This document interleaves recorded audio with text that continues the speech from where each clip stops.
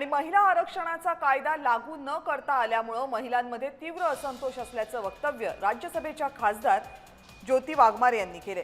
ज्यांना राजकारणामध्ये आयतं मिळालं त्यांना आरक्षणाची गरज नाहीये, पण सर्वसाधारण कुटुंबातील महिलांना या आरक्षणाचा फायदा झाला असता, अशी टीका ज्योती वाघमारे यांनी विरोधकांवर केली आहे।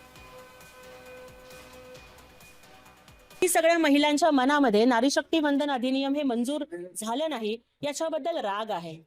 मला वाटतं की ज्या कोणी महाविकास आघाडी किंवा इंडिया आघाडीच्या महिला नेत्या याला विरोध करतायत ना, त्या सगळ्या कुठल्या तरी मोठ्या बापाची मुलगी आहेत, मोठ्या भावाची बहीण आहेत।